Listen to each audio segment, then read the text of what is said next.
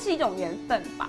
尤其是你在寻找的时候，你会想要找一点跟客家稍微有一点点关系。荷兰出产的壁纸联想到客家花布的美，让陈若芳一眼就爱上。从小怀抱梦想，自己设计充满乡村风情的咖啡厅，布置出独特的空间质感。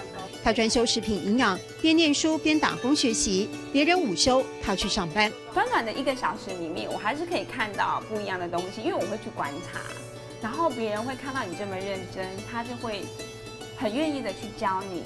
不放过任何可以学习的时间，几乎偏执的认真。陈若芳迅速累积经验。他回想有一次赶切三明治，把手指切断，简单包扎之后继续工作。就在那个当下，他确认自己为了所爱不退缩的决心，就像客家人的应景精神。后来即使家人反对，他还是坚持创业。很多竹科人，包含我们的朋友，他们都一直说好想创业很想离开这个舒适圈。那你就常常听，我也常常讲，常常想。可是我后来很勇敢的踏出去做了。勇气驱动，以决心和执行力加速前进，终于获得了家人的支持和资助。陈若芳花了10年，让脑海里的咖啡厅具体呈现。学习经验，学习经验，对不对？都得干这50拍，可以减少失败。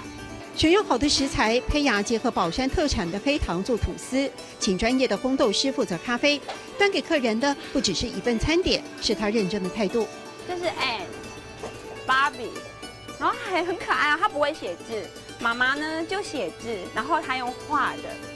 布雷咖啡最好吃，好感动哦！那个时候，在吧台后面看着客人享受沉浸气氛。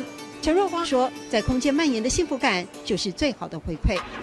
上课喽！学习经验，做得干这50拍。学习经验，做得干这50拍。谢谢宗仪老师。